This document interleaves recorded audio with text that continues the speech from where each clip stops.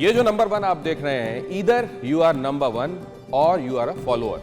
ये number one होना, कहा जाता है team is as good as its captain. हालांकि हमारे जो कैप्टन है वो हमेशा ये मानते हैं कि या captain is as good as its team. तो हमारे कैप्टन कौन है? हमारे मैनेजिंग एडिटर संत प्रसाद राय। मैं हमेशा एक चीज़ मानता हूं कि अगर आप प्रोफेशनली बेस्ट हैं तो आपको पर्सनली कैसा होना चाहिए? संत प्रसाद राय जी को देखिए। अगर आप पर्सनली बहुत अच्छे इंसान हैं तो आपको प्रोफेशनली कैसा होना चाहिए? संत प्रसाद राय जी को देखिए। लेकिन आज बहुत सारी बातें हैं जो उनसे जाननी समझनी है। अक्सर वो कामयाबी पर और खामोश हो जाते हैं। आज मैं उनसे बुलवाऊंगा। सर शुक्रिया। ये आपने बने बनाए ये जो मापदंड थे, इनको कैसे ध्वस्त और तहस नहस कर दिया सर? दिनेश, तकरीबन 1 साल पहले एक स्लोगन दिया था मैंने इस चैनल के लिए, हमारे चैनल के लिए, बिना शोर शिखर की ओर। ये काफ़ी फेमस हुआ, मशहूर हुआ, लोगों की ज़ुबान पे चढ़ा। ये तब शायद किसी को समझ में नहीं आया था कि बिना शोर शिखर की ओर का मतलब क्या है। आज जो हुआ है ना, ये उसी का वही इतिहास आज लोग देख रहे हैं अपने टीवी स्क्रीन पे, अपने घरों में, लोगों के जहन में, लोगों की इच्छा में कि TV9 भारतवर्ष कैसे हुआ। ये लोगों के लिए एक प्रयोग का एक शोध, रिसर्च का सब्जेक्ट है कि ये हुआ कैसे। ये कोई एक दिन में नहीं हुआ दिनेश।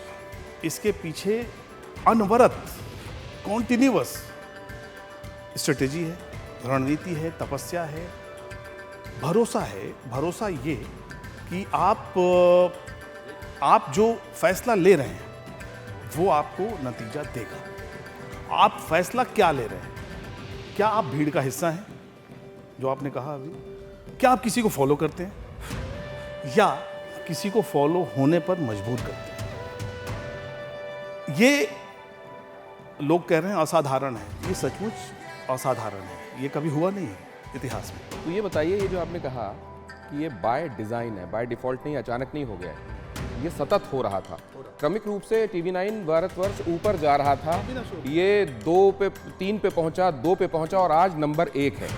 मतलब ये तीर तुक्का नहीं है। अब अगर ये तीर तुक्का नहीं है तो क्या जब आप वो कर रहे थे, जब ये टॉप 5 की तरफ बढ़ता चला जा रहा था, फिर टॉप 5 में ऊपर की तरफ चला, आपको मालूम था ये नंबर 1 की तरफ जा रहा है?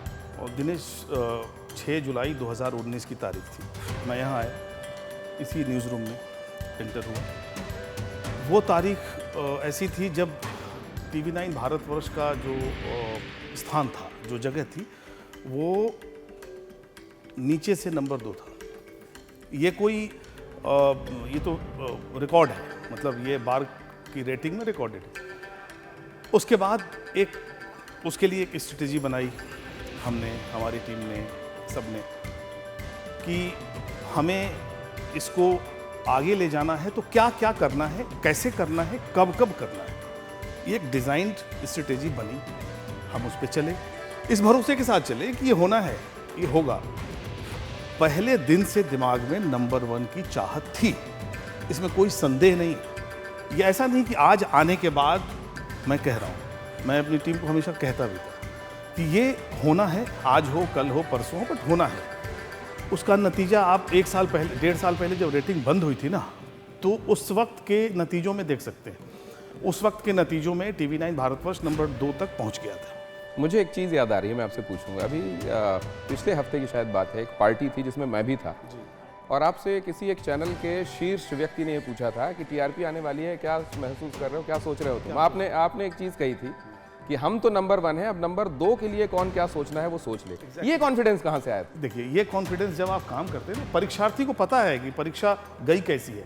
परीक्षार्थी को मालूम है कि जो पेपर दे के वो आया है, उसमें जो सवाल लिखे हुए हैं वो कैसे हैं। आप याद करिए उस वक्त की, जब पूरे देश के टेलीविज़न पे घर घर की बात हो गई थी। वो एक ही केस चल रहा था, मुंबई वाला Sushant murder case. Sushant murder case एक खबर थी, इसमें कोई संदेह नहीं। एक सनसनीखेज, एक संवेदनशील खबर थी। उसको उस तरीके से दिखाया जाता तो शायद कोई दिक्कत नहीं। लेकिन ये दुर्भाग्य था कि उसमें ड्रामा एलिमेंट घुस गया। उसमें वो चीज़ जो एक खबर में होनी चाहिए वो मिसिंग थी। उस वक्त भी ये फैसला सिर्फ हमने TV9 भारतवर्ष ने लिया कि उसको हम नहीं दिखाएंगे। उस समय जब उसमें ड्रामा आने लगा, जब तक वो खबर थी हमने दिखाई। जिस दिन वो एलिमेंट घुसा उसके बाद हमने ये तय किया कि छोड़ दो, अब नहीं दिखाएंगे। अब हम जो दिखाएंगे वो अगला होगा। वो क्या होगा लोगों ने देखा। तो ये जब आपके ये साबित कर देने के बाद मार्कशीट सामने है, यू आर द टॉपर, लेकिन उसके बावजूद कुछ विद्यार्थी बीच में से आकर ये भी कह रहे हैं कि हम नंबर 1 हैं, तो वो किस विषय में डिस्टिंक्शन की बात कर रहे हैं? यार एक्चुअली क्या है, बार की जब रेटिंग शुरू होने वाली थी दिनेश, तो आपको याद होगा बहुत सारी मीटिंग्स हुई, बहुत सारे उसके आयामों पे चर्चा हुई, जो स्टेक होल्डर्स थे उनके साथ बैठकें हुई, और सबने, आपको याद होगा, सबने मिलजुल के एक रणनीति बनाई कि हमें इस तारीख से इस तारीख के बीच रेटिंग आनी चाहिए। वो डेट दी गई, डेट भी ऐसी चुनी गई जब इलेक्शन पीक पे था, पीक पे हो, नतीजे का दिन हो, उसमें शामिल हो, बहुत सारी चीज़ें, बहुत सारी स्ट्रेटेजी बनी। उससे कोई एतराज़ नहीं है, कभी भी आए भाई, परीक्षा आप कभी भी ले लें, अगर आपको कॉन्फिडेंस है तो आपको हिलना नहीं चाहिए। उसके बाद जो तरकीबें, आपको याद होगा एक साल पहले तरह से तैयार थे बाप की हाँ, बीच में रोक जी हाँ, जी हाँ। और आपको ये कहा गया कि एग्जाम तो अब मुलतवी हो गया है। एग्जाम मुलतवी करने का असल में मकसद क्या ये था कि विद्यार्थी के मनोबल पर असर पड़े? मनोबल पे असर पड़े, पहली चीज़। दूसरी चीज़ ये कि जो आज आप कह रहे हैं ना कि जो उछल रहे हैं कि हम नंबर 1, हम नंबर 1, 2-3 चैनल भी उछल रहे हैं, वो ठीक है। वो किस लिए कह रहे हैं, कैसे कह रहे हैं, आज शाम को 7 बजे आप एक शो देखेंगे, उसमें क्लियर भी हो जाएगा कि वो क्या कह रहे हैं। वो कोई एक स्लॉट की रेटिंग दिखा रहा है, कोई एक दिन की रेटिंग बता रहा है।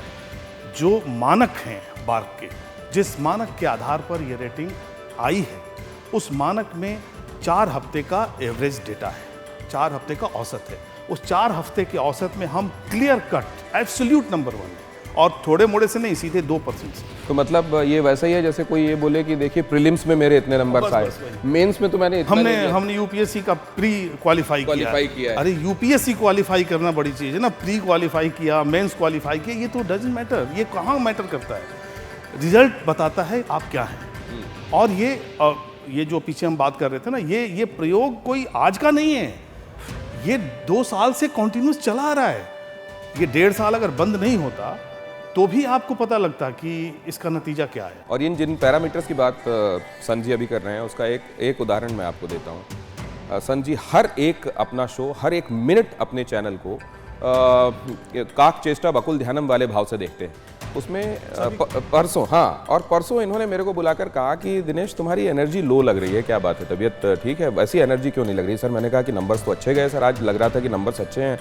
बोले नहीं वो लग रहा है, लेकिन जब खुद को ये लगे कि चीज़ें अच्छी नहीं हो रही हैं, ठीक है तुमने नंबर देखा होगा, लेकिन जब खुद को ये लगे कि एनर्जी वहाँ नहीं है जितनी अप टू द मार्क होनी चाहिए, तो मैंने कहा सर ये बात तो आप कह रहे हैं तो इसको मैं सोचूंगा। ये खुद को वाला भाव जो है, बता रहा हूँ मैं, यही आपसे कहने जा रहा था। ये मैं आपको कई बार कह चुका, मैं चैनल देखता हूँ ना तो एडिटर की तरह नहीं देखता, दर्शक की तरह देखता हूँ। मैं दर्शक की तरह अगर आपके परफॉर्मेंस से प्रभावित हूँ तो हमारा दर्शक प्रभावित है। मैं उस न्यूट्रल दर्शक की तरह देखता हूँ जहाँ कोई अपनापन नहीं है। ये नहीं है कि ये मेरा चैनल है जिसमें मैं काम करता हूँ तो ये हमें हर वक्त अच्छा ही लगेगा, जो चीज़ खराब लगेगी वो उसको कहूँगा ही, कहा भी है कई बार। तो सारे चैनलों को देखते हुए जब मैं एनालाइज करता हूँ चीज़ों को, तो उसमें वास्तविक परीक्षा फल जो कहा जाता है, वास्तविक नतीजा सामने आ जाता है। उसके लिए आपको कहीं किसी तारीख का इंतज़ार नहीं करना है, उसको हर दिन आप एनालाइज कर सकते हैं कि कहाँ हम हैं। अब जो सबसे महत्वपूर्ण बात है वो फैग एंड पे आपसे पूछ रहा हूँ। आप, क्योंकि मैंने तो देखा करीब 2 दशकों के अपने अनुभव में मैं ये बता सकता हूँ कि जनरली ये समझा जाता है कि आप बहुत अच्छे इंसान और बहुत अच्छे प्रोफेशनल साथ में नहीं हो सकते। ये कॉम्बिनेशन बड़ा रेयर होता है। मैंने तो ये पाया कि ये सचमुच रेयर कॉम्बिनेशन है। आप ये दोनों कैसे बैलेंस स्ट्राइक करते हैं? दिनेश, पिछले 2 साल में चुनौती सिर्फ चैनल को नंबर 1 बनाने की नहीं रही, तो बहुत कम वक्त है। बहुत सारे प्लेयर्स आपके हमारी फील्ड में, इस इंडस्ट्री में 12-12, 15-15 साल से हैं। उनको ये पल, ये क्षण मिला नहीं है, आज तक नहीं मिला। जिन्हें मिला उन्हें कैसे मिला ये भी सबको मालूम है। लेकिन टीम के साथ प्रोफेशनल और पर्सनल दोनों चीज़ों को समानांतर लेके चलना ये बहुत ज़रूरी है। हमारी टीम जो यहाँ जगती है, जो यहाँ रहती है, 36 घंटे काम करती है, एक बार में कोई खबर आने के बाद अनवरत लगी रहती है, वो उसके साथ आपका मिलना जुलना, उसके साथ आपको बैठना, हमेशा उससे मंत्रणा करते रहना, अपनी फीलिंग को उसको बताना, उसकी फीलिंग को समझना, ये बहुत ज़रूरी है, बहुत ज़रूरी है। ये प्रोफेशनलिज्म का ही एक पार्ट है। अच्छा प्रोफेशनल वही हो सकता है मेरी समझ से जो टीम को लेके इमोशनल हो। बहुत कोशिशें हुई, चैलेंज यही एक नहीं था।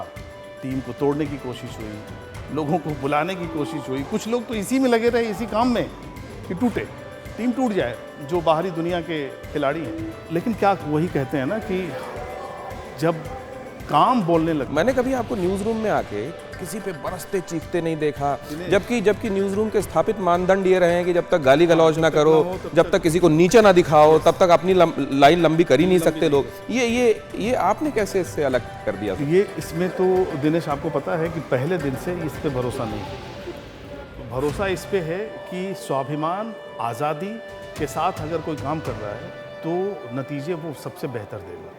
हमारा न्यूज़ रूम इकलौता शायद न्यूज़ रूम होगा जहां आज तक कभी कोई चीखा नहीं होगा, कोई चिल्लाया नहीं होगा, किसी के स्वाभिमान को आहत नहीं होना होगा, आहत नहीं हुआ होगा किसी का स्वाभिमान, कुचला नहीं गया होगा। उसको आज़ादी है कोई बात कहने की।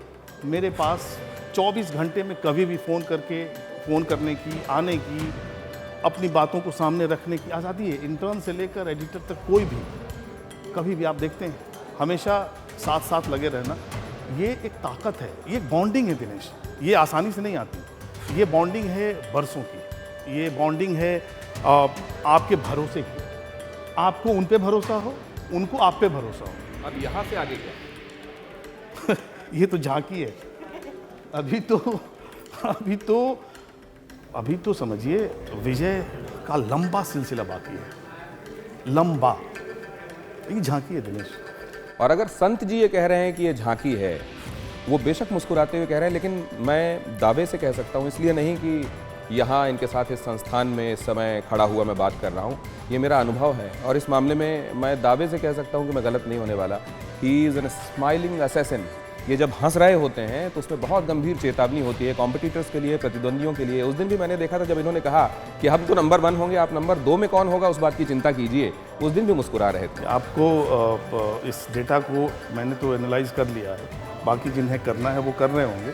इस डेटा में बहुत कुछ ऐसी हैं जो हिडन हैं, जो शायद बहुत लंबे तो कहीं किसी के लिए सांत्वना पुरस्कार आपने छोड़ा है कि उस हिडन में भी आपने सब उनके लिए परेशानी कर दी है? काम करेंगे तभी, मेहनत करेंगे तभी, नया प्रयोग करेंगे तभी, दर्शकों के लिए नया दरवाज़ा खोलेंगे तभी, नया झोंका। देखिए क्या है, स्थापित मानदंड, परंपराएं बहुत हैं, हो सकता है लंबी विरासत हो, कुछ अच्छी कुछ बुरी, वो चलता है, लेकिन प्रयोग, नया प्रयोग और नया एक नई चीज़, दर्शकों के लिए एक नया दरवाज़ा खोलना बहुत ज़रूरी है। ये मैं इसलिए विशेष रूप से प्रसन्न हूँ सर कि एक ऐसे व्यक्ति का कामयाब होना जो बहुत अच्छा इंसान हो, जिससे लोग प्यार करते हों, ये जो आदर है वो प्यार जनित ज़्यादा हो, वो उस व्यक्ति का कामयाब होना दूसरों के लिए एक सकारात्मक संक्रमण की तरह होता है। तो मैं ये उम्मीद करता हूँ कि बाकी लोगों में भी ये सकारात्मकता फैलेगी। आपको बहुत सारी बधाई मैं ऐसे नहीं दे सकता, ऐसे दूंगा।